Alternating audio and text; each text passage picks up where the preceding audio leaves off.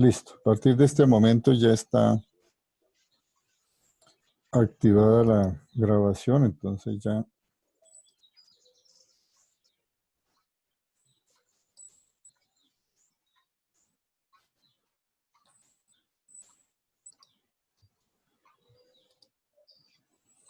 Bueno, ya está ahí la pantalla, ¿cierto? Sí, Sí, profe. señor. Bien.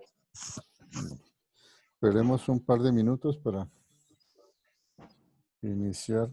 Bueno, la idea del documento que hay en la carpeta, y así va a haber para prácticamente todos los capítulos, capítulo a capítulo, va a haber un documento PDF donde está la teoría que vamos a desarrollar. La idea esencial es que por una parte ustedes pues pueden ir adelante leyendo y si es del caso lo que no entiendan, pues ir formulando preguntas. Si en el transcurso de la clase no se despejaron esas inquietudes que ustedes tienen, pues interrumpirme, ¿sí? No dejarme hablando solo, sino tranquilamente interrumpir. Profesor, espere, tengo esta pregunta, ¿sí? Y de esa manera, entonces podemos establecer un diálogo un poco más amplio. Lo mismo, si hay dudas en cualquier momento, tranquilamente interrumpa la clase sin ningún miramiento, sin ningún problema, ¿sí? Bien. Esperemos un minuto más, tratemos de ponernos como norma a las 6:05 para iniciar. Personalmente me gusta ser muy puntual, pero pues tampoco sufro por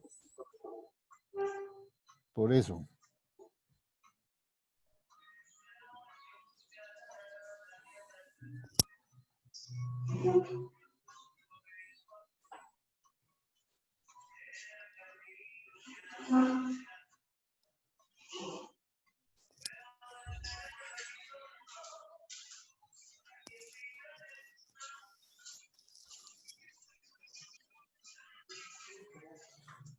Bueno, iniciemos entonces con la discusión y a medida la gente se va incorporando ya los que faltan.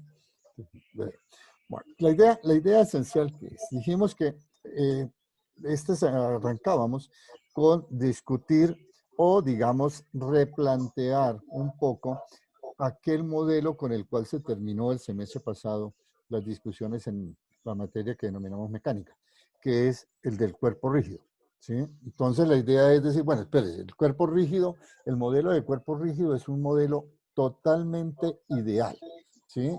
Es decir, un cuerpo rígido ideal en el sentido físico sería un cuerpo que antes de deformarse se rompe en partes, ¿sí?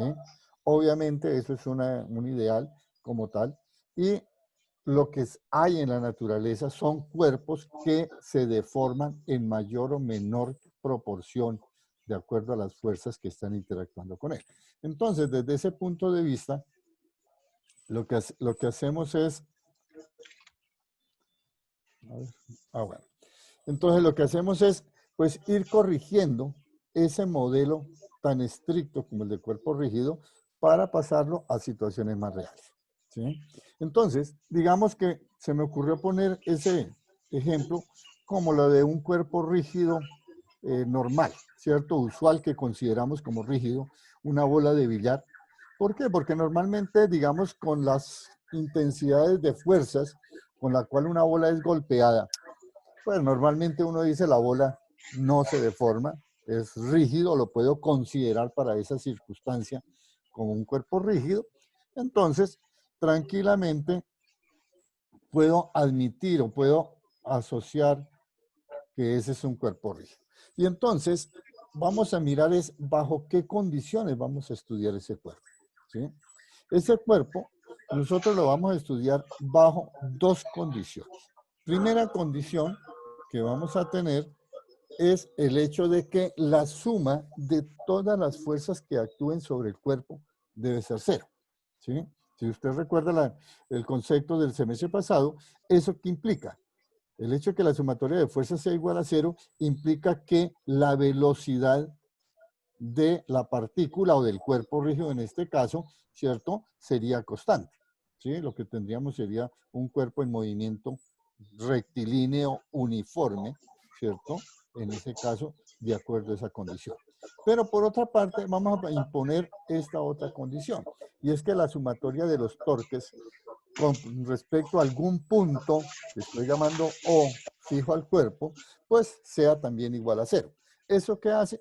Esa propiedad por sí sola, o esa condición por sí sola, lo que nos dice es que el cuerpo no está en un movimiento rotacional, o si lo está, su velocidad angular omega es cero, es constante, ¿cierto? Es decir, no hay aceleración angular, ¿sí? Entonces, la primera, la de la izquierda, sumatoria de fuerza igual a cero, es lo que denominamos la primera condición de equilibrio, y la de la derecha, la sumatoria de los torques igual a cero, es lo que denominamos normalmente la segunda condición de equilibrio. Es decir, si ahora nosotros obligamos a que el cuerpo que vamos a considerar cumpla las dos condiciones de equilibrio, pues esas dos condiciones ahora sí nos garantiza que el cuerpo estaría estático en el sistema de referencia en el cual nosotros estemos estudiando, ¿sí? Es decir, nosotros vamos a estudiar los cuerpos deformables, pero en condiciones estáticas, ¿sí? No nos va a preocupar ahorita si las fuerzas o los torques, ¿sí? Si estas fuerzas o estos torques generan movimiento sobre el cuerpo. Esa no es nuestra preocupación por el momento. No quiero hacer ni cinemática ni dinámica de los cuerpos deformables. Lo que quiero hacer es simplemente, lo llamaríamos más bien estática de los cuerpos deformables.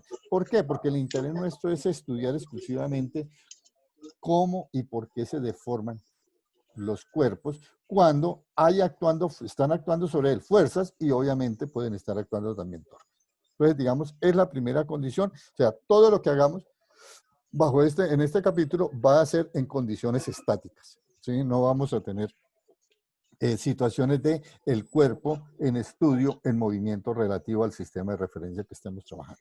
Entonces, es una primera situación que vamos a imponer y que se debe cumplir a lo largo de todo el capítulo.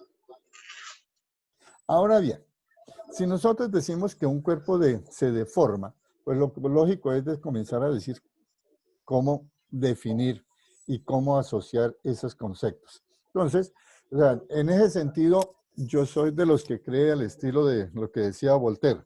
Si va a hablar conmigo, defina los términos que va a utilizar, ¿sí?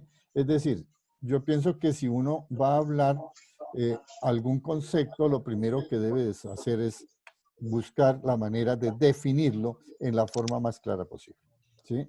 Y entonces, pues es lógico suponer que cuando hablamos de deformación, pues lo que estamos queriendo decir es que el cuerpo cambia de forma o volumen. Es decir, una deformación afecta la geometría del cuerpo. Mientras el cuerpo mantenga su geometría intacta, nosotros decimos que ese cuerpo es indeformable, ¿cierto? Si el cuerpo cambió su geometría, pues así sea instantáneamente, después la puede recuperar, no importa, pero si hay un cambio de geometría, pues hay una deformación causada en ese cuerpo, ¿sí? Entonces, para nosotros deformación es eso. Entonces, obviamente, si yo quiero medir deformación, pues lo que tengo que medir es los cambios en la geometría que se están generando en el cuerpo que estoy estudiando, ¿sí? Entonces, todos los cuerpos se deforman de mayor o menor grado, ¿sí? Bajo la acción de fuerzas y torques. A veces uno prefiere decir, bueno, este cuerpo se deformó tan poquito que prefiero decir que no se deformó, pero ya estoy metiendo una aproximación. Y recuerde que para nosotros las aproximaciones en física es el pan nuestro de cada día. Nosotros trabajamos totalmente con aproximaciones en esto. Ahora, cuando un cuerpo se deforma, se acostumbra a decir que hay dos rangos de deformación. Es decir, la deformación se da dentro de dos rangos de comportamiento del cuerpo que se está estudiando. El primer rango es el denominado rango elástico, ¿sí? Entonces, un cuerpo se dice que se deformó y está deformado dentro del rango elástico si cuando uno suspende las fuerzas o los torques externos que están actuando sobre él, pues simplemente el cuerpo vuelve y recupera su geometría al 100%. es decir, recupera su forma, recupera su volumen, recupera toda la situación, ¿sí? Entonces, eso es importante porque en general todas las estructuras ingenieriles que se hacen por los humanos deben estar dentro del rango elástico. Absolutamente todo lo que hemos hecho a nivel de desarrollo de ingeniería, en construcciones, en cualquier elemento, se plantea y se desarrolla y se diseña para que el objeto que estamos diseñando trabaje dentro del rango elástico, ¿sí?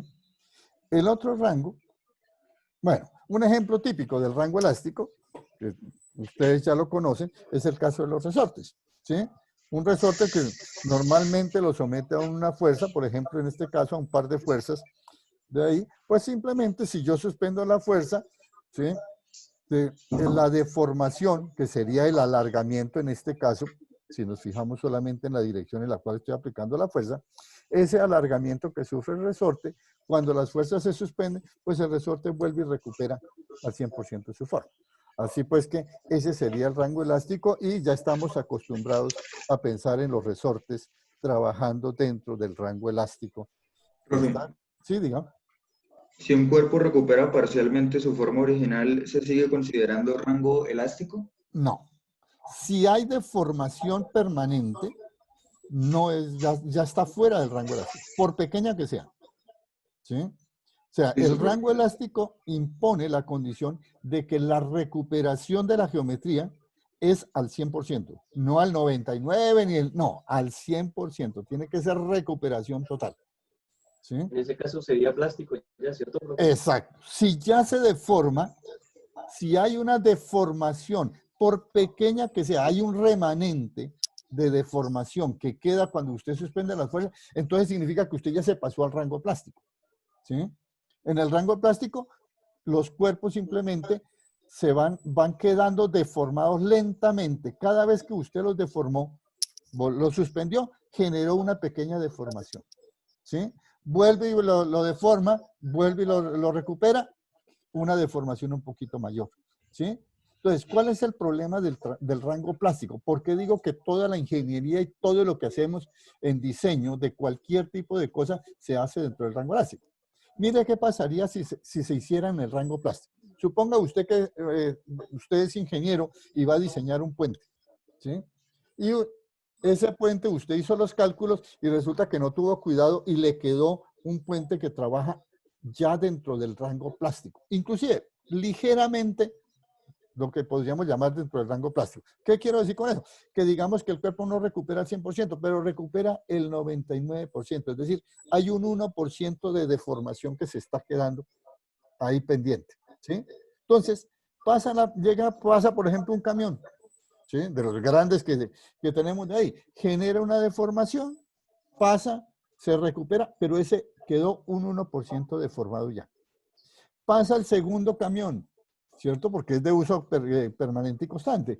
Pasa el segundo camión, se deforma, vuelve y recupera, pero ya quedó otro poquito más. Es decir, esas deformaciones remanentes se van acumulando en el tiempo, ¿sí? Van a ir acumulándose de tal manera que después de un cierto tiempo de uso, la deformación es tan grande que el sistema y el puente fallan, ¿sí? Entonces, por eso no podemos, o sea, en ingeniería siempre se trabaja sobre ese rango elástico, porque es la forma de garantizar que nuestra construcción, lo que estemos diseñando, va a permanecer mucho más tiempo en el tiempo. Obviamente, ustedes dirán, pero es que las cosas al final terminan rompiéndose. Claro que sí. Todos los materiales que han sido sometidos a deformaciones, recuperaciones, N veces en ese proceso, llegan a un punto que se llama simplemente ruptura del material por cansancio, por agotamiento del material, ¿sí? Simplemente porque esos procesos de deformación, recuperación, pues van alterando, ¿cierto? Van alterando la estructura misma del material, ¿sí? Usted puede pensar, mírelo desde este punto de vista, miremoslo desde un punto de vista puramente mecánico, ¿sí? Vamos a hacer mecánica 1, ¿sí? ¿Qué pasa cuando yo deformo un resorte? Analice desde el punto de vista del trabajo. Que usted ya es un experto en trabajo, ¿sí? ¿Qué pasa con el trabajo? Cuando yo deformo, alargo, por ejemplo, un resorte. ¿Sí? Lo que nosotros decimos en mecánica, ¿se acuerda? Es, se hizo un trabajo, la fuerza externa hizo un trabajo sobre el resorte. Ese trabajo realizado quedó acumulado como energía potencial elástica dentro del resorte, ¿cierto?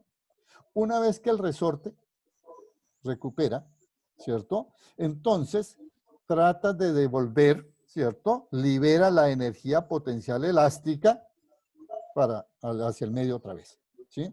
Entonces, ese proceso de intercambio de energía entre el agente externo que está haciendo el trabajo y el resorte que acumula, vuelve y libera, acumula, vuelve y libera energía, va afectando lentamente la estructura del material. Y pues llega el momento en que rompe el material. Pero entonces el tiempo en que se llega a esa condición de fatiga del material, pues es suficientemente largo. Entonces, si el puente está bien diseñado, hay puentes que ustedes ven que duran 100 años. Claro, en algún momento va a fallar. Además, porque hay movimientos de tierra, hay cosas por el estilo, erosiones laterales que lo pueden estar afectando. Pero desde el punto de vista de estructura, debe diseñarse para que trabaje dentro de este rango elástico que está ahí. Eso garantiza mayor tiempo de uso y de posibilidades de trabajar con ese material. Entonces, es importante por eso que nosotros podamos identificar, y en ingeniería de materiales, todos los ingenieros, sea el que sea, tiene que establecer cuál es el rango elástico de su material que está trabajando para que lo que construya con ese material esté dentro de ese rango. Por eso, los ingenieros, por ejemplo, los ingenieros civiles tienen resistencia de materiales como una de las materias fundamentales, ¿sí? Y ellos hacen resistencia a materiales de los concretos, de los aceros, de todo el material que utilizan en sus diferentes construcciones, ¿sí? Entonces, es fundamental para eso en ese sentido. Estructuras típicas que en principio se tendría. Por ejemplo, los puentes como una construcción humana siempre se plantea y se hacen los cálculos. Ahí es donde está justamente la experticia del ingeniero en hacer los cálculos para que la estructura total, global del puente, trabaje dentro del rango elástico, ¿sí? Ahora, no solamente la parte humana, ¿sí? La parte de construcción humana. La misma naturaleza diseña y funciona para trabajar en el rango elástico. Es lo mismo de los músculos, ¿sí? Y los ligamentos que sujetan los músculos a los huesos, ¿sí? O sea, toda la estructura del cuerpo está diseñada ¿para qué? En las condiciones normales, digo normales, en las cuales el cuerpo humano funciona, esté dentro de este rango elástico. ¿Por qué hay problemas?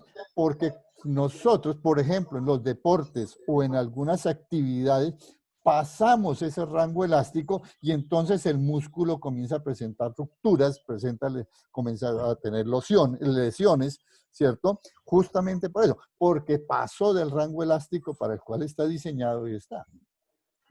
¿Qué es lo que hace un entrenamiento? Justamente aumentar el rango elástico, fortalecer este músculo para que el rango elástico se amplíe un poco, esté aquí. ¿Qué es lo que sucede con los años? La vejez. Pues que nuestros músculos se van debilitando, van perdiendo elasticidad y por lo tanto tenemos un proceso de pérdida de movimiento y demás, justamente porque los músculos sufren el deterioro normal de estar siendo estirados, recogidos, volver allá. Cada músculo tiene su función y ha vivido muchos años en ese proceso. Ha tenido que estar trabajando permanentemente. Así usted no sea consciente de lo que está haciendo sus músculos, él está cumpliendo una función específica. Entonces, dése cuenta que, digamos que no es banal, no es algo sutil ni eso. No, es fundamental que podamos entender cuándo un material y cuándo una estructura está trabajando dentro del rango elástico, ¿sí? Ahí es fundamental esa condición que esté ahí. ¿Por qué? Porque los cuerpos reales, todos se deforman, ¿sí? Entonces, por eso es fundamental estar trabajando bajo esas condiciones que nos interesan. Bueno, mirando esa situación, entonces uno dice, bueno, ¿cómo hago para caracterizar la deformación? O sea, ¿cómo hago para tratar de ver cómo medir la deformación de un cuerpo? Desde el punto de vista físico, uno diría, bueno, pues utilicemos fuerzas y torques, que son conceptos que ya tenemos, ¿sí? Que vienen de la mecánica, los conocemos y se supone que somos capaces de trabajar con ellos. Pero lo que se ha encontrado es que no es conveniente trabajar directamente con la fuerza y el torque, sino que se prefiere trabajar con un nuevo concepto físico que se denomina el esfuerzo, ¿sí? Entonces vamos a llamar esfuerzo a la razón entre la fuerza aplicada y el área sobre la cual se ejerce la fuerza. Es decir, esta área, dése cuenta de aquí. Bueno, tenemos dos cosas. Uno, la fuerza, en principio esto es un vector, ¿cierto? Tiene una magnitud, dirección, sentido. Y el área, pues, es un elemento arbitrario que yo puedo escoger convenientemente. El hecho es que el esfuerzo se define como fuerza sobre un área, ¿sí? Esa es la definición típica. En simbología normal que nosotros estamos acostumbrados a trabajar en física, está dado por la letra sigma, ¿sí? Y es fuerza por unidad de área, entonces en unidades sería Newton por metro cuadrado, ¿sí? Muchas veces se utiliza dejar la unidad del esfuerzo como Newton por metro cuadrado. Algunas otras veces se puede plantear pues que la unidad de Newton por metro cuadrado se denomina el pascal, ¿sí? Entonces, no es raro encontrar la unidad de esfuerzo como pascales o como directamente Newton por metro cuadrado. Acuérdense que nosotros estamos trabajando en el Sistema Internacional de Medidas, ¿sí? Donde es el MKSA, entonces, por eso trabajo exclusivamente con esas unidades como tal, ¿sí?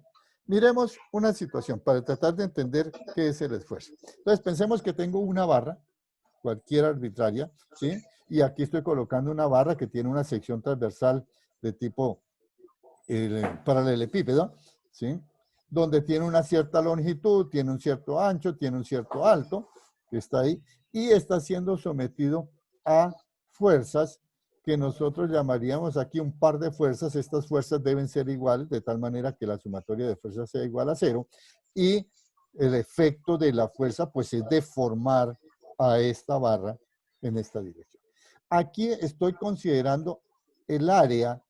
El área aquí la estoy tomando lo que llamamos la sección transversal, es decir, la sección, el área medida perpendicular a la dirección en la cual se aplica la fuerza, ¿sí? Esa es una posibilidad para definir el área. Entonces, si a mí me dijeran cuánto vale el esfuerzo de esto, sería una de estas fuerzas, el esfuerzo que está actuando sobre esta barra, sería la fuerza F dividida por esta sección transversal A, que estaría aquí en rojo. Ese me estaría teniendo el esfuerzo. Dese cuenta que el esfuerzo no es un vector. El esfuerzo, estrictamente hablando, sería un tensor, ¿sí? Pero nosotros no vamos a complicar nuestra vida con los tensores, porque si no tendríamos que esperar a que ustedes vieran análisis tensorial, ¿sí? Entonces, vamos a simplemente a simplificarlo, a sumar lo que se denomina normalmente en la matemática tensor de orden cero, es decir, es prácticamente un escalar lo que estamos teniendo en este sentido. Entonces, vamos a tomar, deje cuenta, solamente la intensidad de la fuerza, su magnitud y el área como tal, ¿sí? Entonces, ¿dónde aquí he seleccionado esta área que tengo en rojo, que sería la sección transversal? Pero podría ser otra cosa. Alguien puede decir, no, yo no quiero considerar el área así.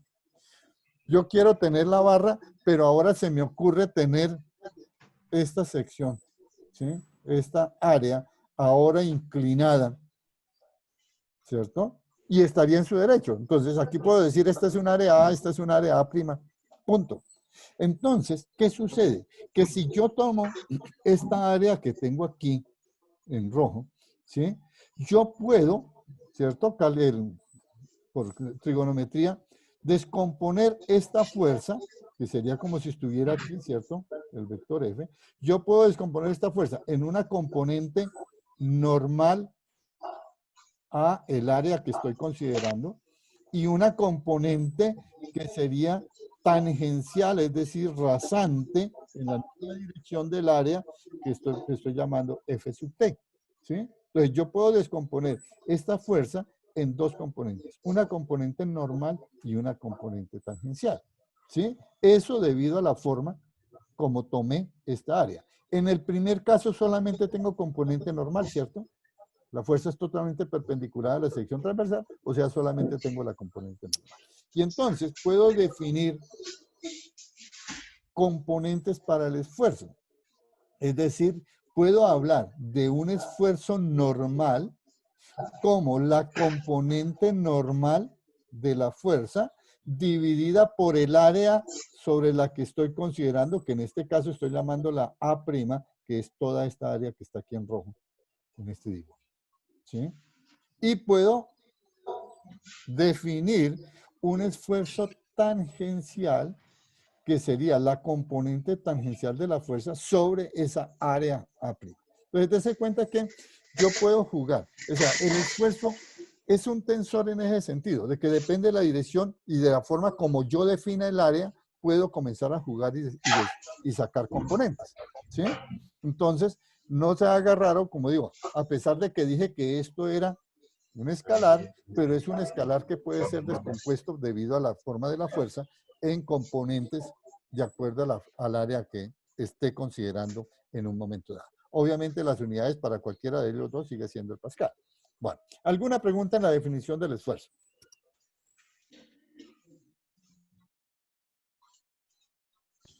No, señor. Bueno, entonces, dése cuenta que el esfuerzo es una cantidad física que, ¿de qué depende? Uno, listo, la fuerza sería la intensidad de la fuerza que está trabajando, una de ellas, por más que por ejemplo aquí tengo dos, solamente es una de ellas, ¿sí? Y la sección transversal que usted esté considerando en ese caso, ¿sí?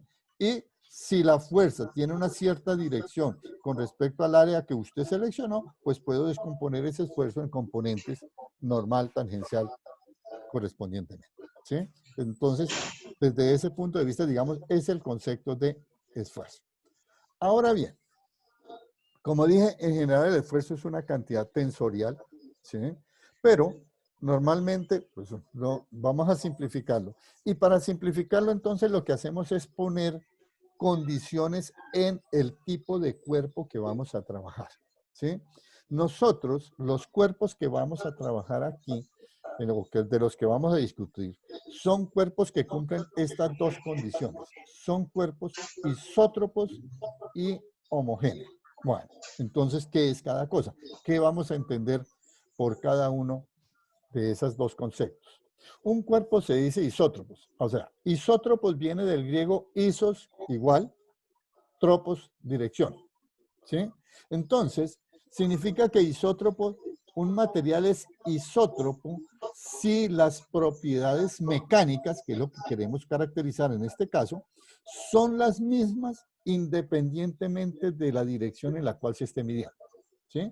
Es decir, un material es isótropo, si no importa en la dirección que usted la mida, siempre va a tener la misma propiedad mecánica. La contraparte sería un material anisotrópico. ¿Sí? El material anisotrópico sería un material en el cual la propiedad mecánica depende de la dirección en la cual se mida. Ejemplo de material anisotrópico. Está a la mano de usted y seguro casi que a la vista de donde están sentados. La madera. La madera es un material anisotrópico en sus propiedades mecánicas. ¿Por qué? Usted sabe de la experiencia que si la madera la corta perpendicular a la dirección de la fibra, es más resistente que si lo hace en la dirección exacta de la fibra, porque en esa dirección él parte más fácilmente, se raja, decimos en el lenguaje cotidiano, ¿cierto? Cuando se hace una fuerza en esa dirección. Entonces, significa que hay por lo menos dos direcciones que son diferentes. La dirección perpendicular a la fibra y la dirección de la fibra misma se comporta mecánicamente de forma diferente. Por lo tanto, la madera natural es un material anisotrópico por excelencia. ¿Sí? Entonces, tenemos de ahí. Entonces, esa es la primera condición. Nosotros vamos a trabajar con materiales isótropos. Es decir, no importa la dirección. ¿A qué me refiero con la dirección? No me importa si esta propiedad la mido en la dirección del largo de la barra o la mido en la dirección del alto o del ancho. La misma propiedad va a tener, el mismo valor va a tener independiente de eso. Si fuera anisotrópico, la propiedad mecánica variaría si la mido en esta dirección o en esta o en esta. Entonces, para nosotros sería un problema.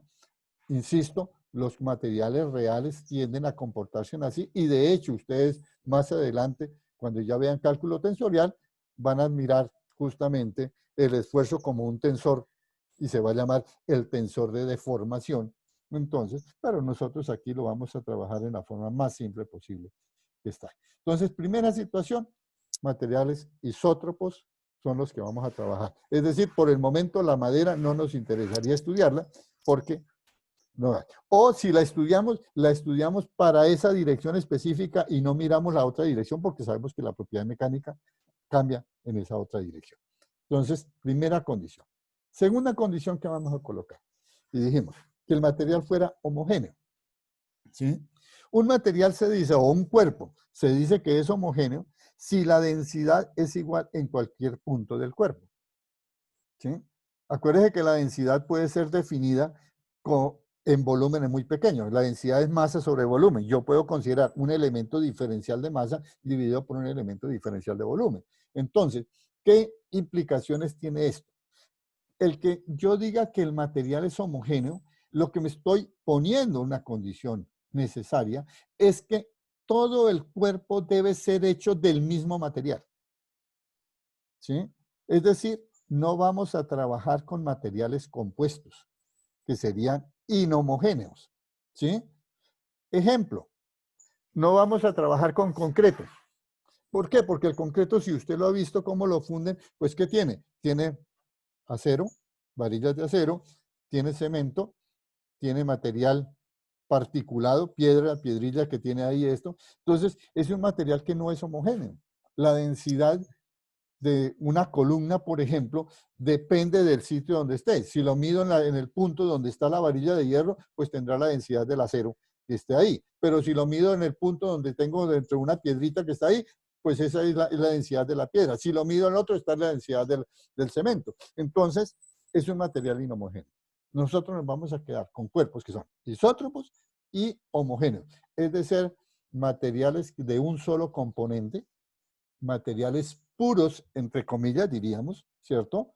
Que tienen una sola composición química en ese sentido y además son isótropos para que sus propiedades no varíen con la dirección en la cual se están viendo. Entonces son, digamos, limitaciones que estamos colocando, ¿sí? Si alguien hace, por ejemplo, está interesado en hacer resistencia de materiales, pues obviamente la siguiente corrección es decir, bueno, vámonos para los materiales anisotrópicos. Entonces vámonos al trabajar con el esfuerzo como un tensor y vamos a hablar del tensor de deformación y demás, ¿sí? Que los cuerpos no son homogéneos. Bueno, entonces tenemos que mirar cómo caracterizar, ¿sí? Entonces serán correcciones posteriores que se hagan a la teoría. Pero para nosotros, por el momento, nos quedamos con las condiciones más estrictas que tenemos en ese caso, ¿sí?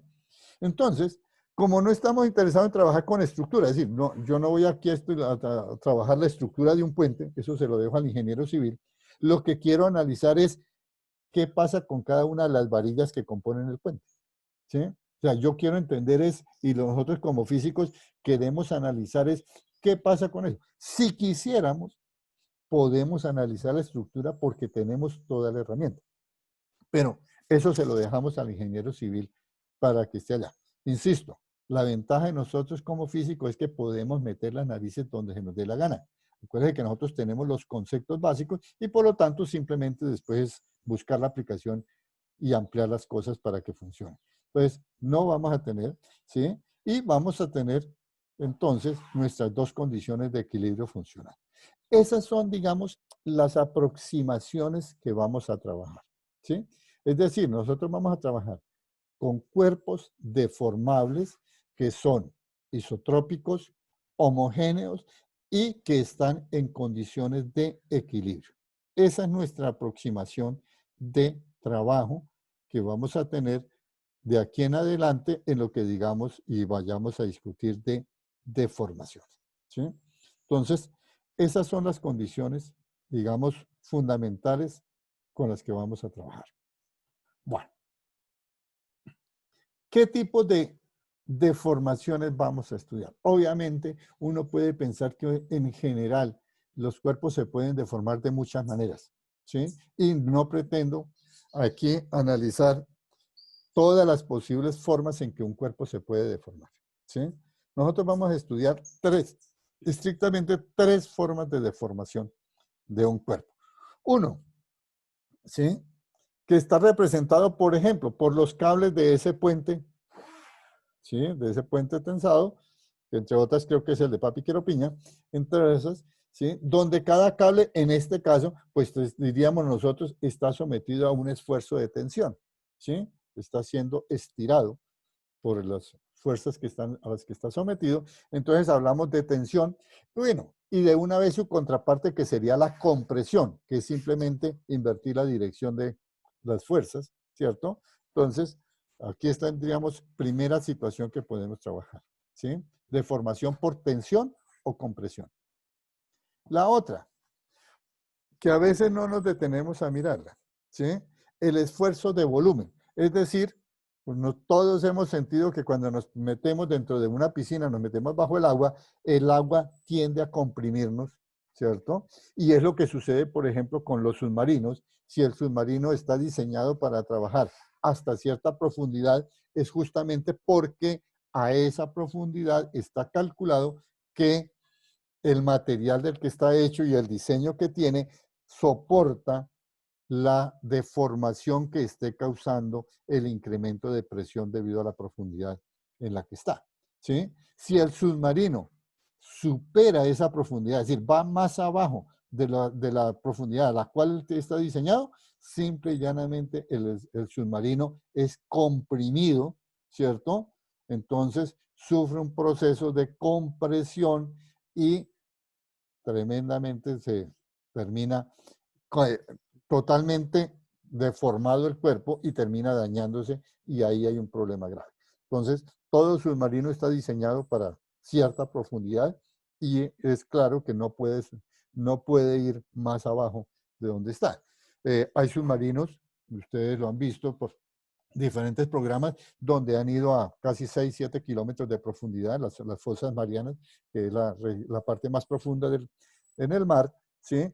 Pero son submarinos con diseños muy, muy especiales y hechos con materiales muy, muy especiales para que soporten la enorme presión a la que está sometido ese submarino, ¿sí?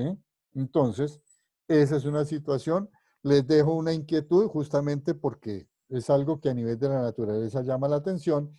¿Cómo hacen, por ejemplo, en general las ballenas y muchos animales que pueden venir a la superficie, pero pueden bajar a profundidades muchísimo mayores que las que normalmente se esperaría que bajaran, ¿sí? Entonces, ¿cómo hace ese animal para soportar esa presión, ese cambio de presión? Y después podemos hacer cálculos, por ejemplo, cuánta presión se tiene si usted se sumerge no más 200 metros abajo del... Entonces, ese tipo de cosas es lo que llamamos esfuerzo por deformación, donde la fuerza trata de comprimir desde todas las direcciones al cuerpo que está siendo estudiado. O lo que llamamos esfuerzos constantes o esfuerzos de cizalladura, ¿sí? Normalmente en el lenguaje cotidiano, a la imagen que tenemos aquí, esto lo llamamos tijera, pero si usted fuera a un taller, a eso le llamarían cizalla, ¿sí? O sea, una tijera es una cizalla. ¿Y justamente por qué? Porque usted mira la dirección en que está aplicando la fuerza cada una de los elementos cortantes que está ahí y son esfuerzos que son tangenciales, ¿cierto?, a la sección transversal del papel que usted está cortando. Por eso son esfuerzos cortantes lo que se está aplicando en este caso. Entonces, nosotros vamos a estudiar eso. ¿Qué pasa con un material cuando está sometido a esfuerzos de tensión-compresión, esfuerzos de volumen y esfuerzos cortantes. Son los 3 esfuerzos que vamos a analizar y las 3 deformaciones, donde la idea es cimentar las bases físicas del análisis y lo que digo, cualquiera persona puede posteriormente incrementar y analizar generalizaciones posteriores. Entonces, vamos a trabajar solo con esos 3 elementos, de esas 3 situaciones que están ahí. Bueno, entonces,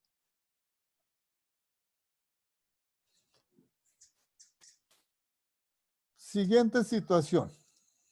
Ustedes ya están familiarizados con lo que se denomina la ley de Hooke, ¿cierto? Que se discutió, lo debieron discutir el semestre pasado para mecánica y en el caso específico de los resortes, ¿cierto? Entonces, en ese caso se planteaba para el resorte y ¿qué era lo que decía? La fuerza elástica es proporcional a la deformación causada, ¿cierto? La constante de proporcionalidad es la constante de restitución del resorte, ¿cierto? Y la dirección es contraria a la dirección de la fuerza externa, por eso colocábamos un signo menos. Entonces, aquí vamos a utilizar una generalización de la ley de Hooke.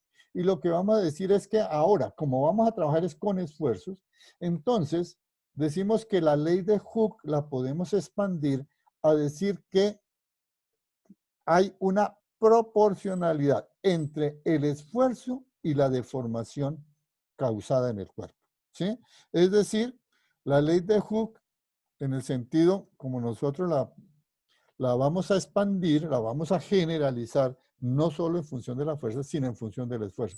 Es decir, esfuerzo, aquí falta una R, es proporcional a la deformación causada, ¿sí? Esto es lo que vamos a llamar la ley de Hooke, digamos, en su forma más general, ¿sí? Y entonces yo puedo pasar de una proporcionalidad, ¿cierto?, a una igualdad si meto una constante de proporcionalidad. Es decir, el esfuerzo va a ser igual ahora a una constante de proporcionalidad multiplicada por la deformación causada en el cuerpo, ¿sí? Y a esa constante de proporcionalidad es la que acostumbramos a llamar el módulo de elasticidad correspondiente. Es decir, entonces vamos a hablar de un módulo de elasticidad para tensión, módulo de elasticidad para compresión, módulo de elasticidad para deformación en volumen, módulo de elasticidad para cizalladura o para esfuerzos cortantes. Entonces, esta constante es la que nos interesa trabajar, que está aquí. Ahora, si usted mira, matemáticamente, ¿esto qué es? Si a esto el esfuerzo lo llamo Y, es de la forma Y igual a una constante y X sería la deformación. Es decir, esto es una línea recta, ¿cierto? De la forma Y igual a MX, donde el módulo de elasticidad se da por la pendiente de esa recta, ¿sí? Entonces, ya de hecho tenemos una forma pensada de cómo medir este módulo de elasticidad. Una forma sencilla matemática sería medir, aplicar esfuerzos al cuerpo, estar midiendo su deformación, ¿sí? Y el rango elástico será el rango elástico, que es donde funciona la ley de Hooke, será aquel rango en el cual haya una línea recta entre esfuerzo y deformación. Si yo hago mi experimento y esta proporcionalidad recta, esta línea recta, se sale de ahí, digo, cuidado porque ya me estoy saliendo del rango elástico. Posiblemente me estoy pasando ya al rango plástico que tengo ahí, o al menos me estoy saliendo de la aplicación y la validez de la ley de Hooke. Entonces, dése cuenta que la ley de Hooke en ese sentido es interesante porque es una forma lineal entre el esfuerzo y la deformación causada mediada por una constante que es la que nos interesaría plantear. Este módulo de elasticidad tiene una característica y es que depende exclusivamente del material, ¿sí? O sea, el módulo de elasticidad del que sea depende del material. ¿Qué quiero decir con eso?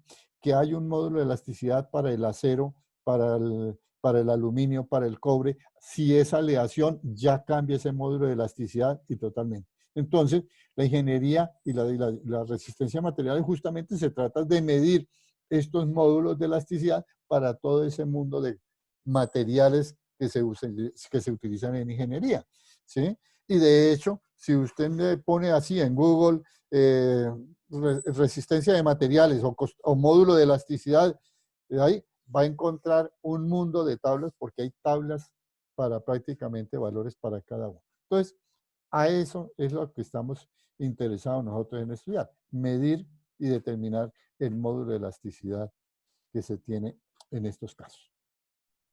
Bueno, entonces, comencemos con el primero, ¿sí? Este módulo de elasticidad es el mismo módulo de Young. Para tensión-compresión va a ser el módulo de Young. ¿En cizalladura cambia? En cizalladura tiene otro nombre, sería el módulo de cizalladura, ¿sí? Y en el de volumen se denomina así, módulo de volumen. Entonces, cada tipo de deformación tiene un módulo asociado, ¿sí? Que es lo que justamente está aquí. Dependiendo del tipo de esfuerzo que ejerzamos, va a haber una constante de proporcionalidad diferente, ¿sí?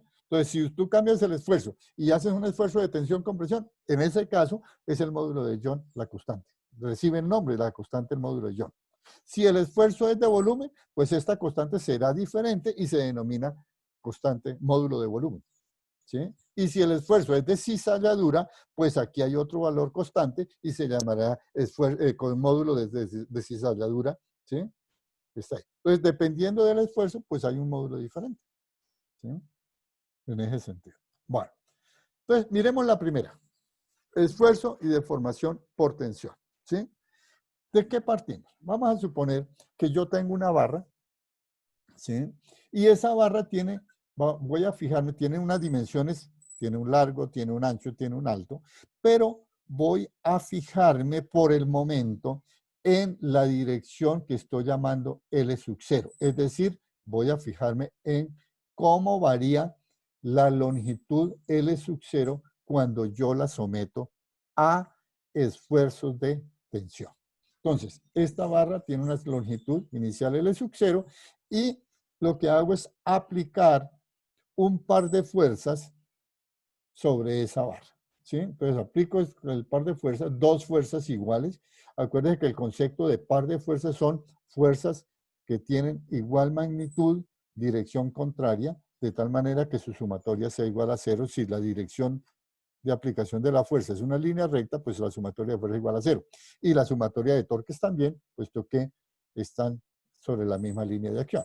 Entonces, tengo dos fuerzas de tensión, ¿sí? Usted puede decir una forma sería amarrar este extremo, por ejemplo, a la pared y ejercer la fuerza en esta dirección, que lo cual es equivalente, ¿cierto? En esa situación. Entonces, por efecto de la fuerza que apliqué, pues esta longitud ahora será un valor L final, ¿cierto? Entonces tenía una longitud inicial, ahora tiene una longitud final y, como es usual, la diferencia, nosotros a esto es lo que estaríamos llamando la deformación o el incremento de longitud de la barra, ¿cierto? Entonces sería nuestro delta L. Y elemental, ¿cierto? Pues delta L será la longitud final menos la longitud inicial que tenía la barra. Entonces, ahí no hay ninguna, digamos, situación complicada. Es lo típico que haríamos para definir las variaciones de la longitud de la barra. Ahora, ¿cuál es el problema que se tiene? ¿Sí? Que la deformación que se mide en este caso depende de la longitud que tiene la barra. ¿Qué quiero decir con ello? Suponga que esta barra tiene 1 metro. Suponga que L sub 0 tiene 1 metro. Y aplico un par de fuerzas, no sé, por decir algo, voy a aplicar 100 newton de fuerza en esa dirección. Y el delta L, la deformación causada por esa fuerza, cuando estoy aplicándola, es, voy a dar así, 2 centímetros. Listo. ¿Sí? Entonces, cuando es 1 metro, 100 newton de fuerza, tengo 2 centímetros aquí de deformación. Si ahora tengo exactamente el mismo material, pero ya la longitud inicial es 2 metros, no 1, sino 2, duplico y hago la misma, aplico la misma fuerza, los mismos 100 newton de fuerza, lo que se ha encontrado es que ahora el delta L ya no es 2, sino 4. ¿Sí? Es decir, por eso la deformación es proporcional a la longitud inicial, lo cual es un problema, porque entonces significa que para cada longitud tengo una deformación para un par de fuerzas que yo aplique de cierta intensidad. ¿Sí? Eso sería un inconveniente porque entonces la deformación va a depender de la longitud inicial. ¿Sí? Entonces, para evitarme este problema de que la deformación dependa de la longitud inicial, pues preferimos meter un concepto que se llama deformación unitaria. Es decir, la deformación unitaria se da como épsilon, se nota por épsilon, y es simplemente la deformación que tenga la barra, pero dividida por la longitud inicial. ¿Sí? ¿Cuál es la ventaja de esto? En que esta deformación, este épsilon, es constante para ese material siempre y cuando la fuerza sea la misma, ¿cierto? Porque en el primer caso que dije, 1 metro, 2 centímetros. O sea que esto es 0.02 metros sobre 1 metro, ¿cierto? O sea, daría 0.02 el épsilon. Si es 2 metros, son 4 centímetros. Entonces daría 0.04 sobre 2, vuelve y da 0.02. ¿Sí? Entonces, dése cuenta que el épsilon de esta forma se hace independiente de la longitud inicial. ¿Sí? Entonces, eso es lo que denominamos deformación unitaria. Es adimensional porque esto tiene unidades de metro sobre metro, o sea que es adimensional. Épsilon es adimensional, ¿cierto? ¿Y qué representa? ¿Cómo interpretan ustedes ese épsilon? A ver. Oigo propuestas, señores. ¿Cómo lo interpretan físicamente?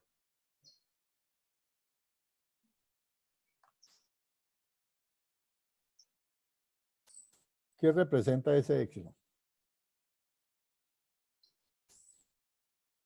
El módulo de elasticidad. No, no me hable de módulo que no lo hemos definido. No sé. La constante proporcionalidad. No, para nada.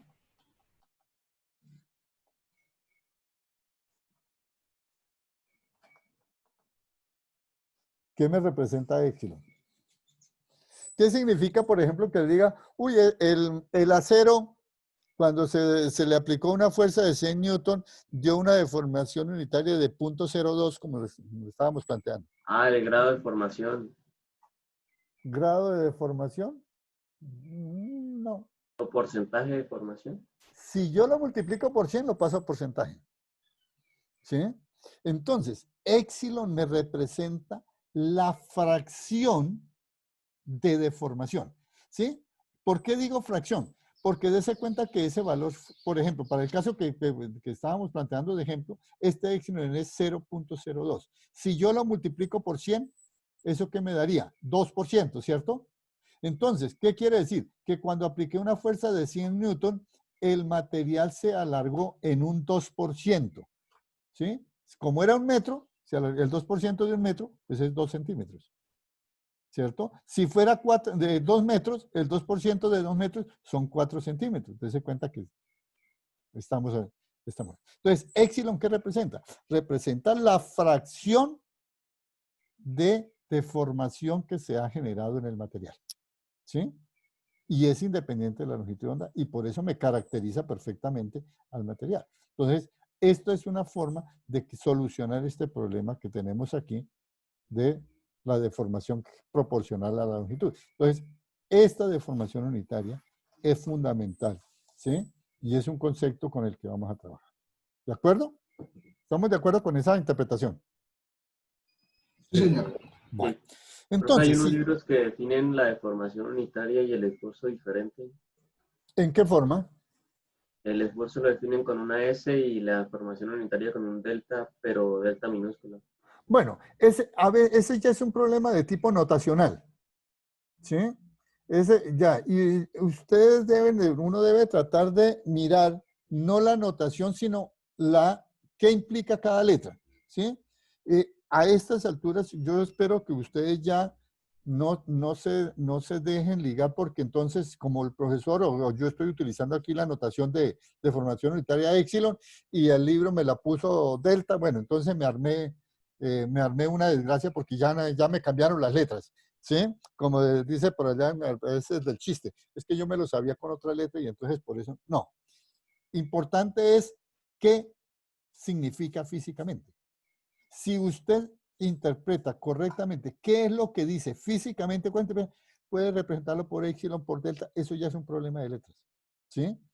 Obviamente, no es agradable cuando uno utiliza pone un libro y pone una anotación, el otro lo pone en otra anotación porque lo obliga a estar haciendo un esfuerzo de estar uniformizando anotaciones. Pero, bueno, si eso se está dando, cuidado. Lo importante es que debe mirar usted que la definición de deformación unitaria es el delta L causado sobre la longitud inicial. ¿Sí?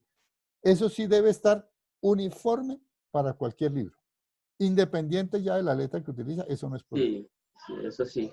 Listo. Entonces, ya tienen que comenzar a independizarse de la anotación. Era como, no hay una notación en sí general para eso, No. o ya depende del escritor y la persona. No hay una unificación. Es más, si tú miras libros que venían de la ex Unión Soviética, esos todavía son más diferentes de la anotación. ¿Sí? Eso simplemente, pues, la ex Unión Soviética con la pelea con Occidente, ¿cierto?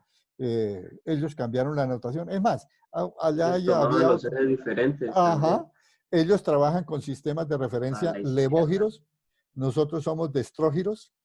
¿Qué quiero decir con destrógiros? Acuérdense que es la notación del IJK, los vectores unitarios, es rotación antihoraria para nosotros, ¿cierto? Sí. Mientras que para los de libros rusos es rotación horaria. El IJK tiene rotación horaria.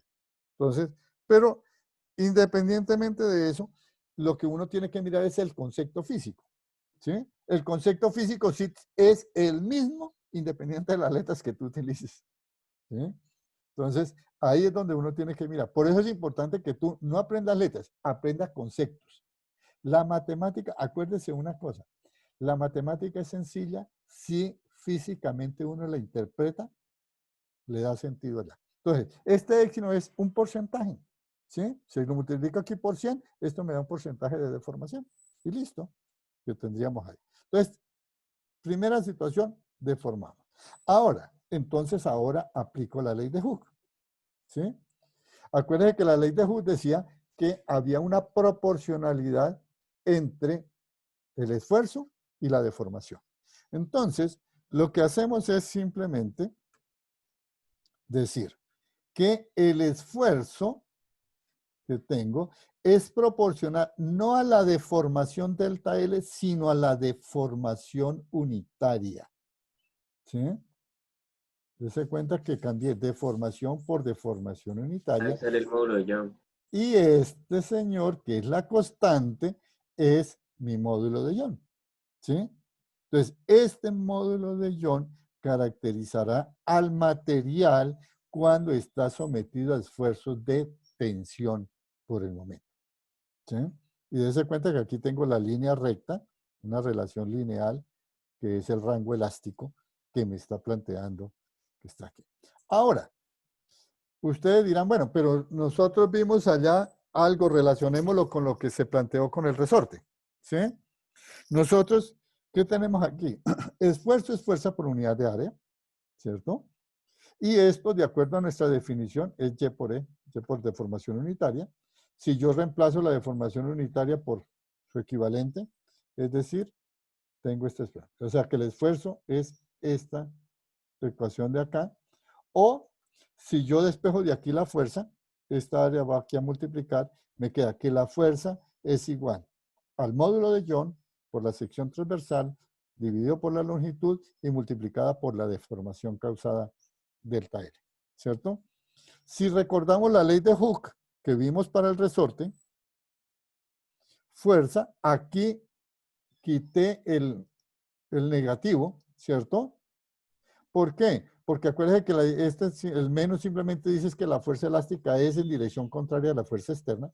Entonces, tomo solo la magnitud, la fuerza es igual a la constante de restitución del resorte por la deformación causada en el resorte. Si yo comparo estas dos expresiones, ¿cierto?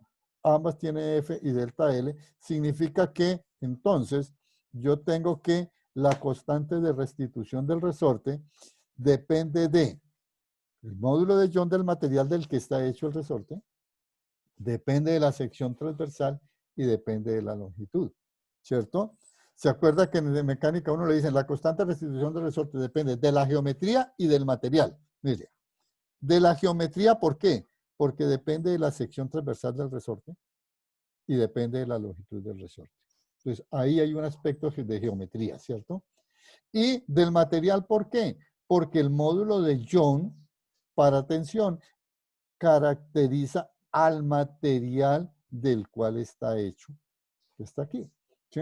Entonces, tenía razón cuando en mecánica se dice que la constante de restitución del resorte depende de esos factores, depende de geometría, depende del material, ¿sí?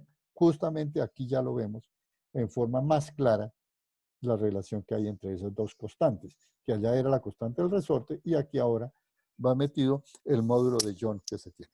¿El módulo de Young es adimensional, profe? ¿O me equivoco? No, Buena pregunta. Analiza esta ecuación. tiene esta unidad de Newton sobre metro cuadrado, ¿no? Claro. Como epsilon es adimensional, Ahí lo único es entonces esa. tiene adimensional. unidades de esfuerzo. ¿Sí? El módulo de Young tendrá unidades de esfuerzo, es decir, tendrá unidades de Newton por metro cuadrado o de Pascal. Es la unidad correspondiente. Entonces, Vale, gracias. bueno. Entonces tenemos de ahí la relación de nuestra ley de Hooke actual, la versión actual que vamos a manejar, con la versión que normalmente plantea uno para el resorte en mecánica. Entonces, dése cuenta que es una buena propuesta esta ley de Hooke planteada así, porque incluye a la del resorte como caso especial. ¿Sí? Bueno. ¿Qué pasa adicional? Fijémonos en un pequeño detalle. Para un esfuerzo de tensión, ¿qué pasa con la deformación causada? La deformación causada es positiva, ¿cierto? Puesto que la longitud final es mayor que la longitud inicial. Todavía no se ha encontrado un material que usted lo someta a tensión y él se acorte. Así pues que esta deformación es positiva. Y la deformación unitaria, pues también será positiva, ¿cierto? Que está aquí. Entonces, en el caso de tensión, estos dos conceptos son positivos, ¿de acuerdo? Después vamos a usar esas situaciones de si es positivo o negativo, pero es fácil recordarlo.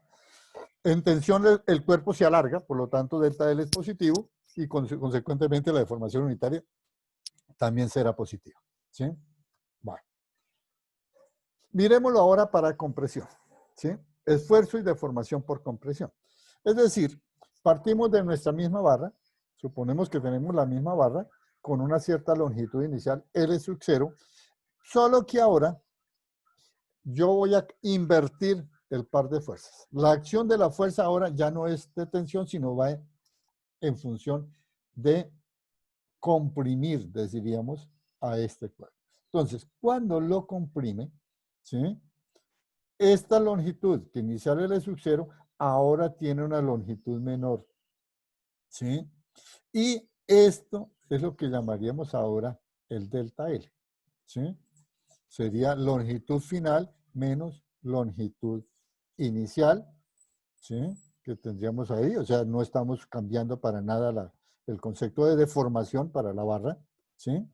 Nuevamente, aquí se da la misma situación que analizábamos allá. La deformación causada depende de la longitud inicial de la barra. Entonces, para independizarnos de eso, definimos la deformación unitaria, ¿cierto? La misma forma que en tensión, epsilon delta L sobre L sub 0. Se cuenta que no cambia nada en absoluto, ¿sí? Aplico la ley de Hooke. La ley de Hooke, pues será esfuerzo proporcional a la deformación unitaria, donde nuevamente nos encontramos el módulo de Young. Es decir, el módulo de Young sirve para caracterizar el material cuando se trabaja con esfuerzos de compresión o de tensión. Es decir, esos dos esfuerzos tienen el mismo módulo, que es el módulo de Young, que se tiene ahí, ¿sí? Para tener en cuenta que la deformación unitaria, la deformación para compresión es negativa, ¿cierto? Puesto que ahora la longitud final es menor que la longitud inicial. Y por ende, la deformación unitaria también será negativa, ¿sí? Eso es algo que vamos a tener. Entonces, deje cuenta, para tensión, ambas son positivas. Para compresión, ambas son negativas. ¿De acuerdo? Solo para tener en cuenta el signo que está ahí.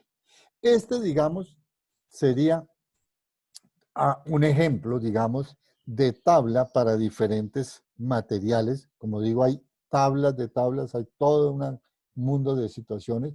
Aquí solamente copié algunos, ¿sí? Donde tengo el módulo de estabilidad. Vea, por ejemplo, aquí el módulo de Young, deje cuenta que ahora lo llaman E, ¿sí? No Y, sino E, pero eso no es problema, es el módulo de elasticidad, el módulo de Young.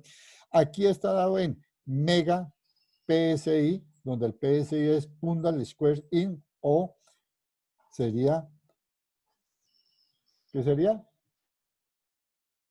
Libras por pulgada cuadrada, ¿sí? ¿no? Entonces, Pundal Square In sería libras por pulgada cuadrada, ¿sí? Mega, o sea, 10 a las 6 libras por pulgada cuadrada, y aquí está en gigapascales, ¿sí? 10 a las 6 pascales, aquí está esta unidad, ¿sí?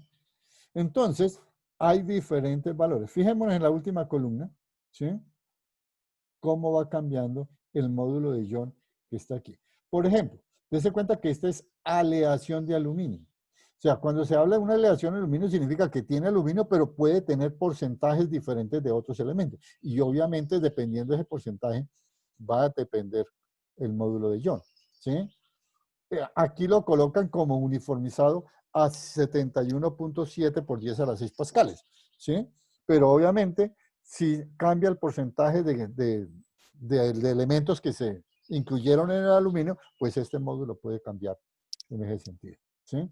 Esto es por lo que se llama cobre el berilio, o sea, no es cobre puro, es cobre con berilio, trazas de berilio, ¿sí? El latón bronce, esto es una mezcla de cobre que tiene con algunos otros elementos. Entonces, El berilio suena como un plato de comida. ¿ya desayunaste, compañero? No, no. Bueno, mira que aquí sí está el cobre puro. Se supone que esto es cobre al 100%. Entonces, tenemos este módulo de Young. Y así sucesivamente, mire, para cada material y para cada aleación porcentual, pues se debe medir el módulo de Young, ¿sí? Ahora, ¿qué significa, por ejemplo, en esta tabla? Aquí tengo, los valores más grandes son estos, ¿cierto? Para aleación de níquel, del acero al carbono y aleaciones de acero. 206.8. ¿Qué significa que tenga el mayor módulo de Young? ¿Cómo interpretan eso físicamente?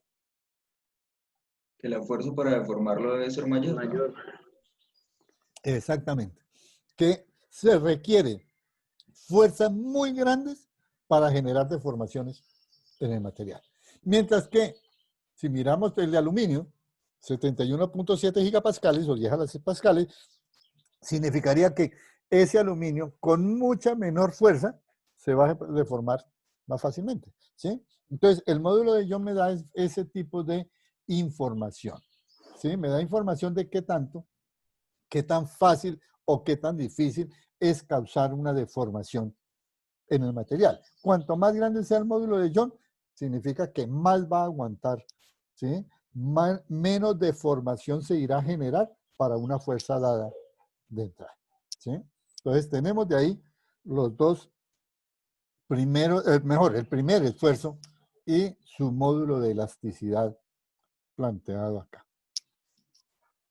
Bueno. Analicemos ahora otra cosa. Nosotros decimos, a ver si aquí. Nosotros aquí, ¿qué planteamos? En tensión o compresión, analizamos lo que llamaríamos, ¿qué pasó con la deformación causada en la dirección en la cual se aplicó la fuerza, ¿sí? La fuerza se aplicó en esta dirección, digamos horizontal, si queremos llamarla en esta forma, y yo analicé qué pasó con la variación de esa longitud, ¿sí? Acá. Entonces, a esto nosotros acostumbramos llamarlo deformación unitaria primaria. ¿Qué quiero decir con eso? Que la deformación, al ponerle el apellido primaria, será la deformación causada en la misma dirección de aplicación de la fuerza, ¿sí? Entonces, como la aplicación de la fuerza fue en la dirección de a lo largo de la barra, yo medí la deformación en esa dirección. Por eso esta deformación, ahora le voy a poner un apellido. Deformación unitaria primaria. ¿De acuerdo? Entonces, vamos ahora a analizar qué sucede con las otras direcciones, ¿sí? Pensemos que tengo la misma barra. Ahora dése cuenta que cambié la notación. Voy a decir que el largo de la barra la voy a llamar A, el alto de la barra la voy a llamar C y el grosor o ancho lo voy a llamar B, ¿sí? O sea, asumo una geometría tridimensional, largo, ancho, alto de la barra es A, B y C, ¿sí? Y vamos a someterlo, por ejemplo, a una deformación por tensión, ¿sí? Entonces, ¿qué sucede? Que aquí estoy aplicando. Las fuerzas están siendo aplicadas en la dirección del largo de la barra, ¿cierto? Es decir, en la dirección de este lado que estoy llamando A. Entonces, voy a llamar deformación primaria, deformación unitaria primaria, pues épsilon, como la he notado, delta A sobre A, ¿cierto? Que sería la variación causada dividida por la longitud inicial, ¿sí? Entonces, cambié la notación, pero el significado sigue siendo el mismo, ¿cierto? Entonces, deformación primaria porque estoy en la misma dirección de aplicación de la fuerza, ¿sí? Pero la experiencia que me dice que en las otras direcciones, es decir, en la dirección de B o en la dirección de C, pues también la barra se deforma, ¿sí?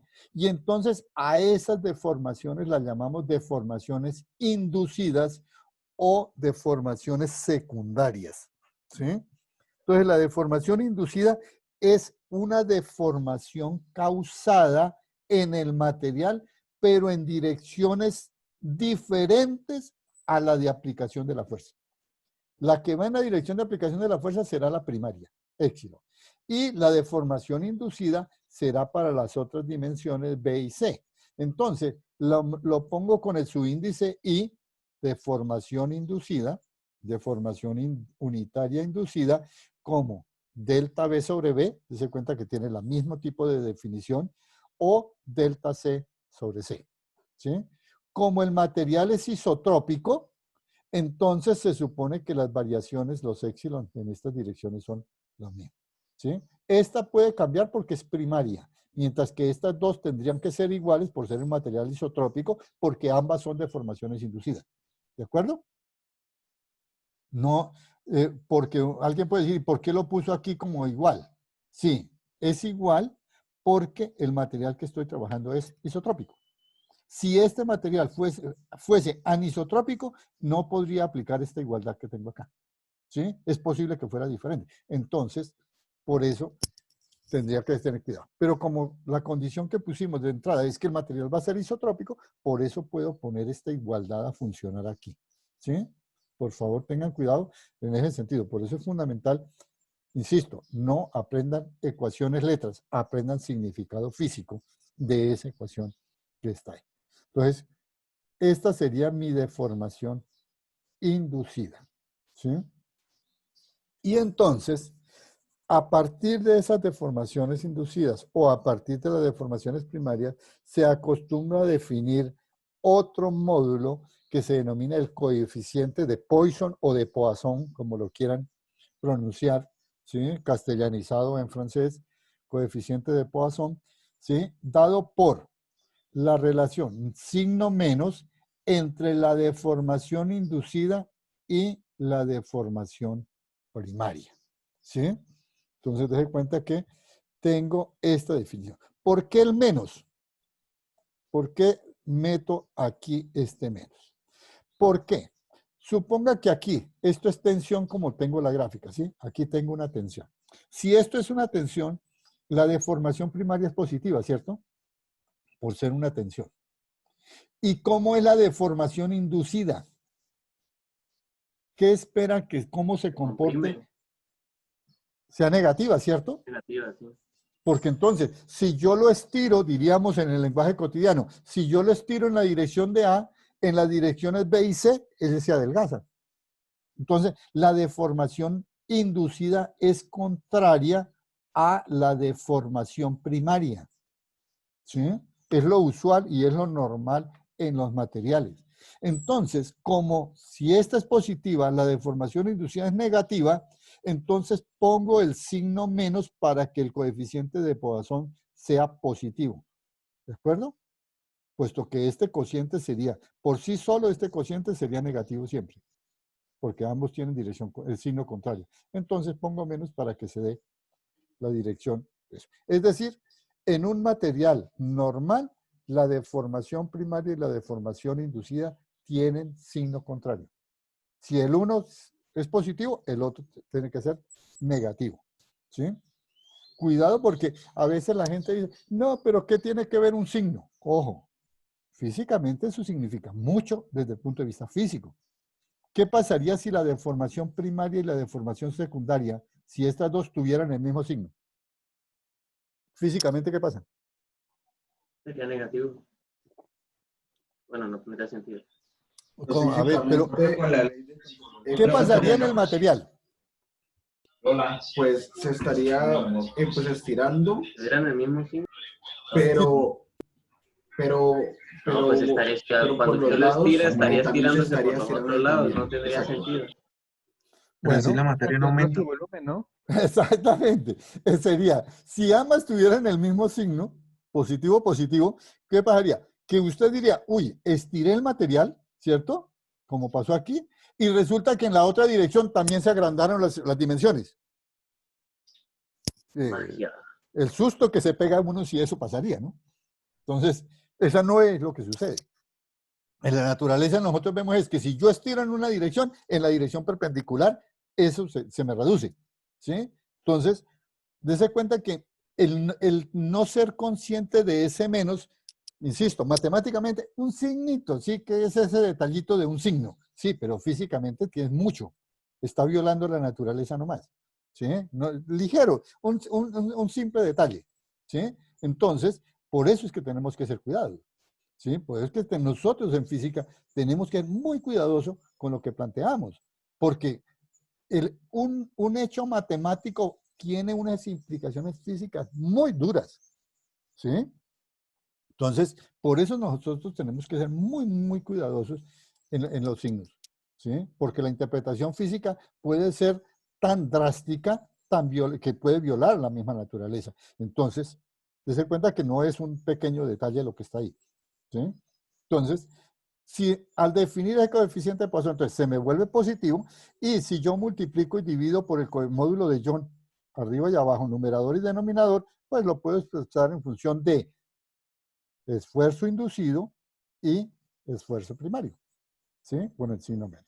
Entonces, este es el módulo de Poisson que está ahí. Entonces, el módulo de Poisson es fundamental también, ¿en qué sentido? Porque dése cuenta que me está caracterizando al material, las deformaciones en la dirección perpendicular a la deformación primaria que estoy causando. ¿Sí? Entonces, tenemos esto. Es adimensional, ¿cierto?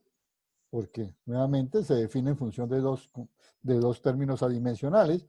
Así pues que es una situación que se da ahí. ¿Alguna pregunta hasta acá, señores?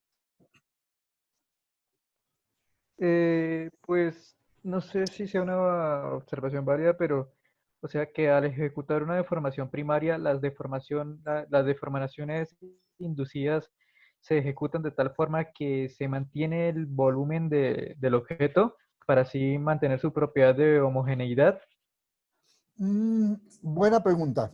A ver, podríamos llegar a plantear lo que el volumen se mantiene constante, lo cual tendría que ser cierto, porque si no, significa que la densidad varió, ¿cierto? Si la densidad es masa sobre volumen, entonces, si el volumen se debe mantener constante, puesto que la masa se está manteniendo constante.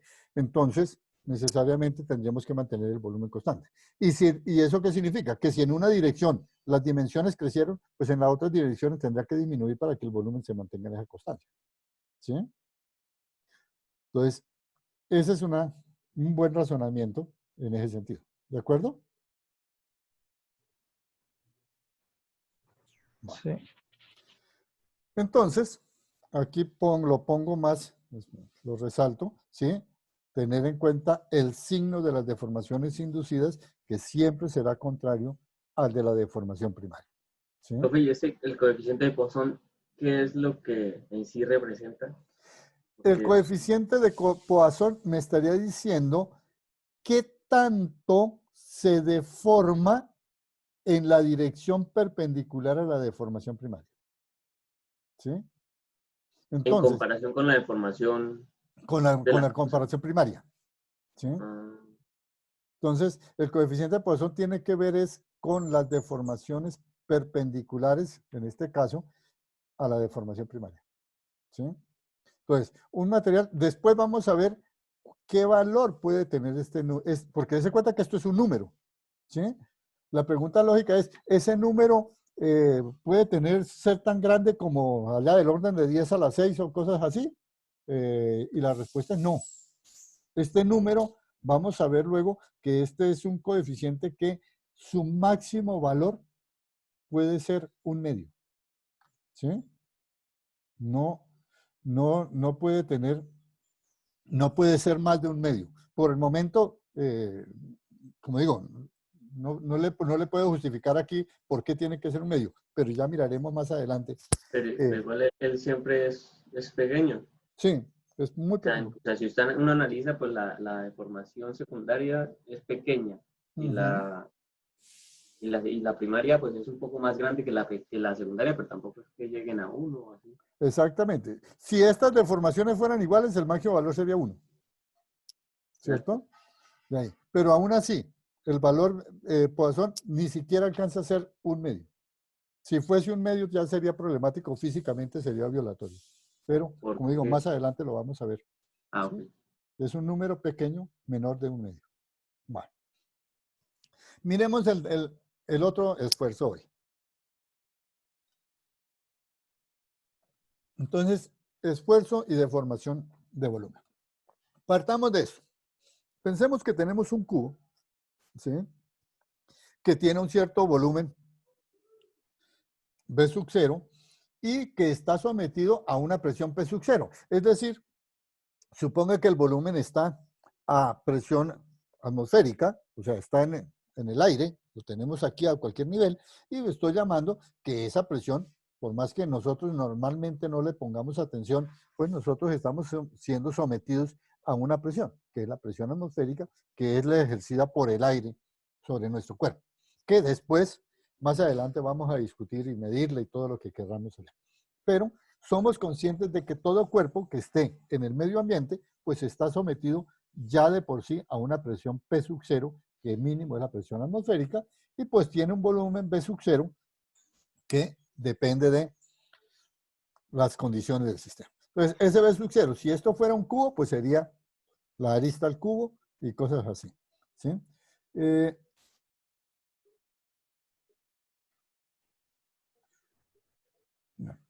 Si alguien no tiene micrófono y está por chat, por favor, los compañeros me avisan si hay alguna pregunta en chat, porque yo no estoy viendo el chat. No, tranquilo, profe. Listo. Continúe. Ok.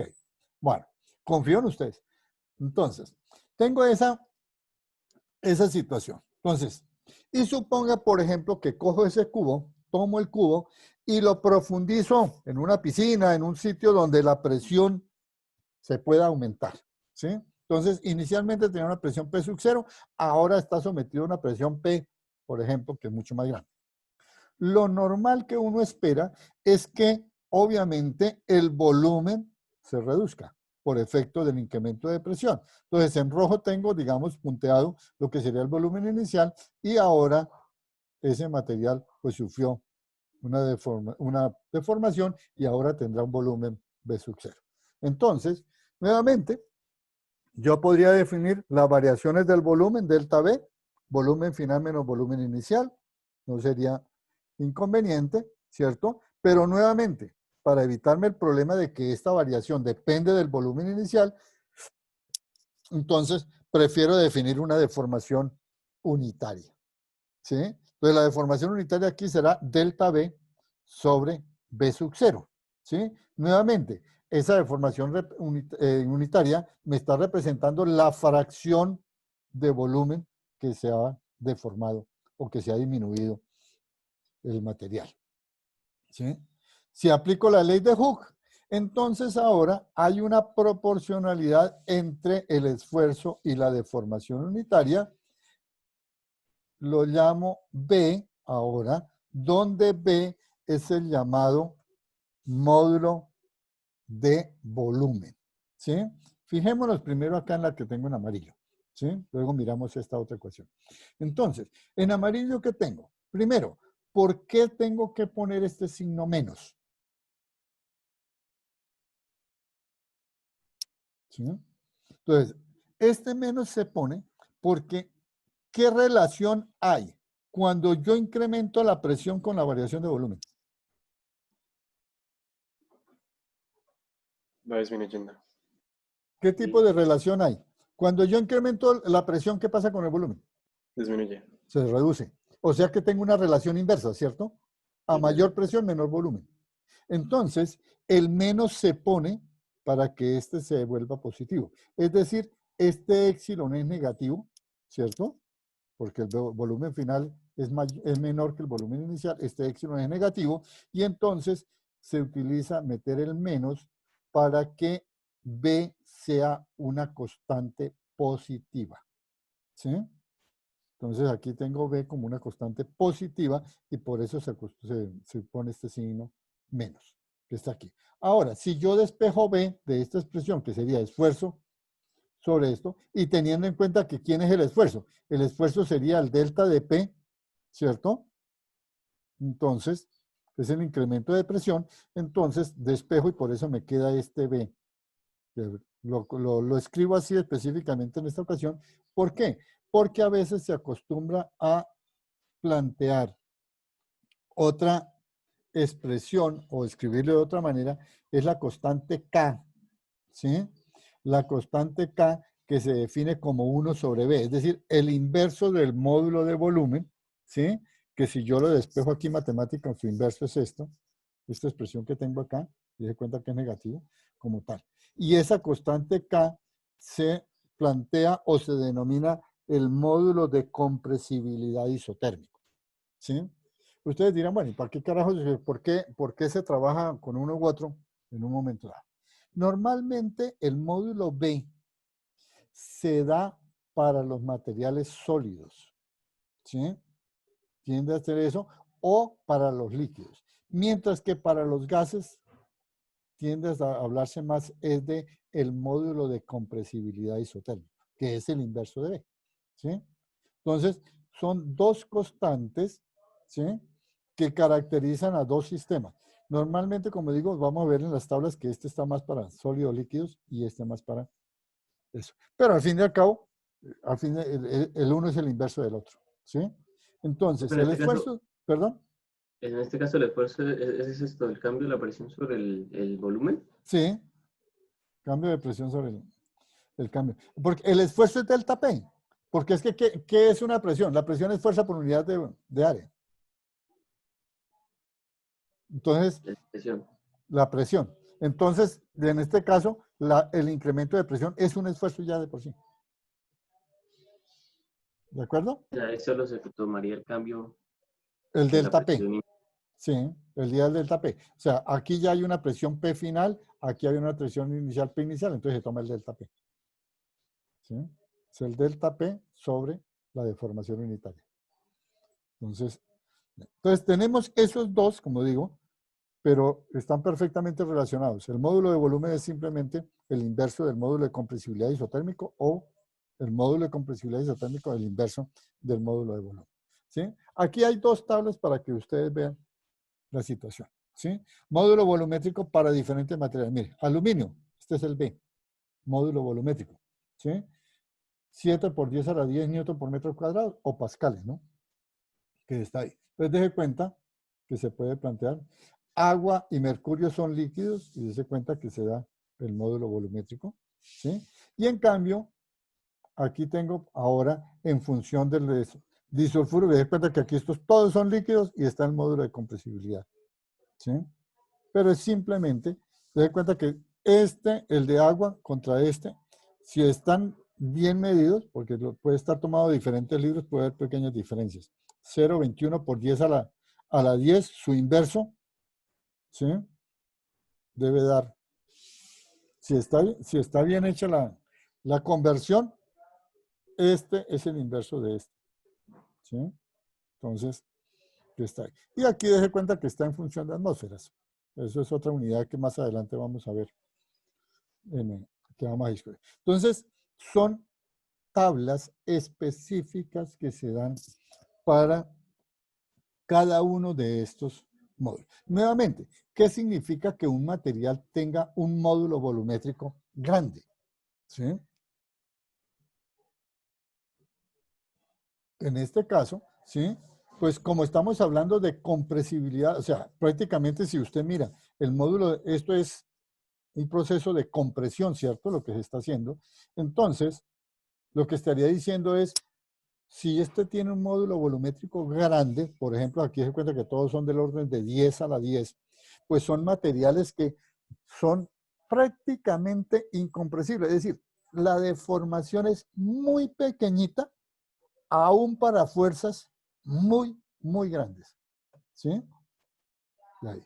Lo mismo para los líquidos, son todos incompresibles. Si hubiera un gas, este módulo debiera ser muy pequeñito, ¿cierto? Porque un gas sí se deforma rapidito. Entonces, un gas debiera tener un módulo volumétrico bien, bien pequeñito, porque con pequeñas fuerzas puedo generar deformaciones grandes.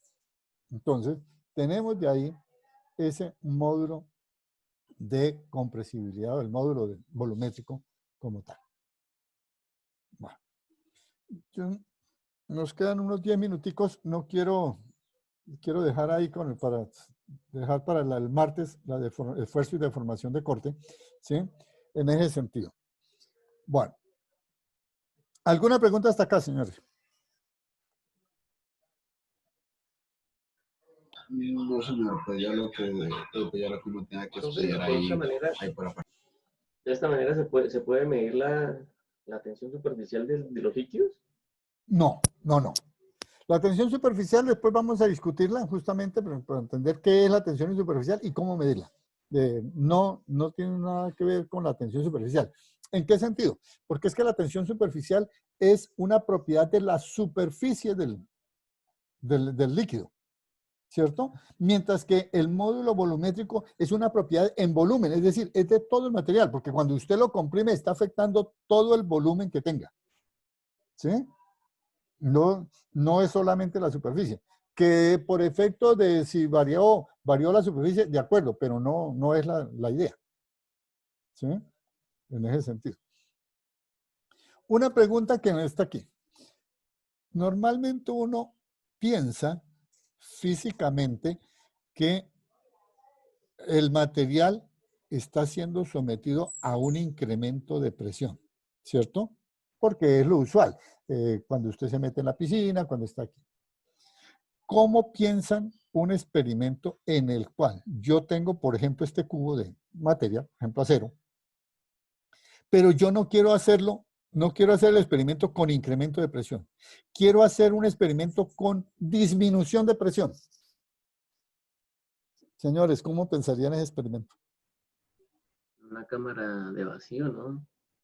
Sería una cámara de vacío, ¿sí? Entonces tendrían que Presión meter... atmosférica. Ajá. Entonces tendríamos que meterlo dentro de una cámara en el cual esté dotada de una bomba y podamos extraer y disminuir la presión dentro de esa situación, ¿sí? Y de hecho, ese material, cuando está allá y yo le disminuyo la presión, pues él también irá a variar su volumen. Es decir, él se va a expandir. ¿De acuerdo? Porque alguien puede decir, no, entonces en ese caso no se expande. No, señor, sí se expande. Lo que pasa es Como que, los globos. exactamente, es lo que pasaría en un globo. ¿Sí? Si eso lo hiciéramos con un globo y le quito la presión, le saco la presión externa, lo meto en la cámara y le quito la presión externa, el globo se me va a ir inflando lentamente, ¿cierto? Porque la presión interna es mayor. Entonces, ahí tendríamos una situación. Lo digo ¿por qué? Porque a veces como que se va uno en una sola dirección. No, es que son incrementos de presión. No, podrían ser disminuciones de presión y aumentos de volumen causados. Pero lo que pasa es que obviamente son un experimento un poco más complicados, ¿sí? No, como que no es lo natural. Lo natural es que si usted se profundice. O ahora que están de moda los viajes espaciales, cuando usted sale de la atmósfera terrestre, ahí sí ya hay otra situación que se tiene, ¿sí? O cuando usted viaja en avión, ¿cierto? Cuando usted viaja en avión, ¿por qué cree que se tiene que presurizar el avión? Para ¿Sí? evitar ese cambio de presión. Entonces, todo ese tipo de cosas son los elementos. O sea, a mí lo que me gusta de la física es que dése cuenta que uno puede jugar un poco con, al menos analizar detalles de otras cosas que no son el día a día. ¿Sí? Usted puede trasladar esto, por ejemplo, a la biología. Usted puede trasladar esto a otras situaciones. ¿Sí? Entonces, usted puede comenzar a pensar, oye, espérese, ¿por qué cuando me miden lo que llamamos la presión arterial y me dicen presión alta o presión normal, ¿por qué me colocan allá un material que inflan, aumentan la presión y eso? O sea, todo ese tipo de cosas uno puede comenzar a plantearse lo que está pasando, ¿sí? Ahí es donde digo que el interés del físico de ir más allá de la ecuacioncita matemática y extrapolarlo a otro medio, ¿sí? ¿Qué es lo que sabemos hacer los físicos? Los físicos somos expertos en eso, en aprender una cosa y trasladarla rápidamente a analizar otra situación análoga en otro medio, en otra situación. Para allá. Y eso es lo que nos permite aprender en forma rápida. Entonces, señores, voy a dejar, como digo, por el momento acá. Regresaremos el martes a discutir esfuerzos y deformación de corte o de cizalladura. ¿Sí? Por favor, revisen los apuntes que tenemos allá, lean hacia adelante y el martes comenzamos con, digamos, temprano, nuevamente estoy tratando de, digamos, los primeros 5 minutos de esperar que la gente llegue, que se organice en sus puestos de trabajo y comenzamos a las 6:05 con preguntas, aclaraciones de lo que hemos discutido, ¿sí? Por si de pronto cuando ustedes se sientan a estudiar encuentran ahora alguna duda adicional. Y entonces, de esa manera, iniciamos con esto y luego, si no, seguimos nuestros temas adicionales allá. ¿De acuerdo, señores?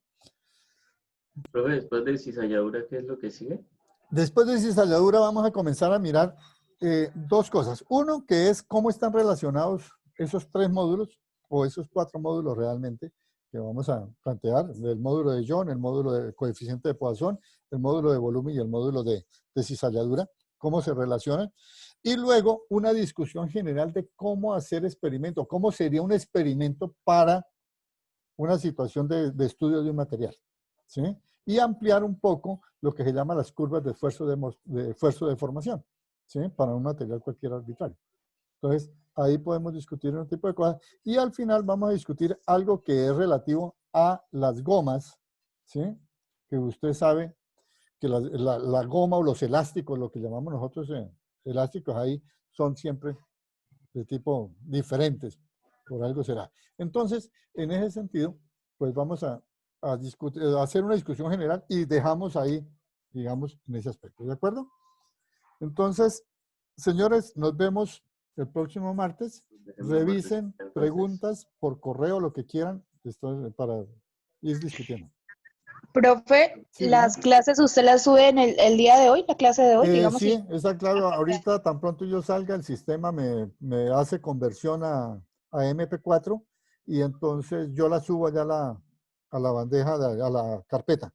Por eso es fundamental que ustedes tengan acceso al Drive con el fin de tener allá. Por favor, descárguenlas porque se va acumulando y se va llenando la carpeta. Llega un momento en que se satura. Ah, listo, profe, sí, es para descargar. Y con respecto al Skype, no me llegó la invitación. Eh, el Skype, tengo problemas con algunos porque traté de ubicarlos con el correo electrónico y tuve problemas. Con algunos porque me aparecieron 2 o 3 personas prácticamente que no supe cuál de ellas era, ¿sí? Y eso. Entonces podemos hacer algo diferente. Si quiere mi correo, búsqueme en Skype. Si ustedes tienen Skype, el rcabanzo13, ¿sí? @gmail.com, que es con el que trabajo para Skype. Entonces, búsqueme y hágame la invitación. Hagámoslo al contrario, porque si de aquí para allá no los puedo identificar, de pronto de allá para acá me sea más fácil. Y otros porque no encontré un usuario. Cuando pongo el correo electrónico, no encuentro usuario al cual invitar. Entonces, lo mismo, por favor. Sí, dime. Profe, sí, qué pena. Yo esta mañana creé el usuario. Entonces creo que por eso fue. Ya Ah, que usted acaba de decir eso. Entonces es con mi correo electrónico normal, el Hotmail. bueno, listo. Entonces, ahora más tarde te hago la invitación y subo el tablero. Lo de la carpeta, sí, ya tienes acceso a la carpeta.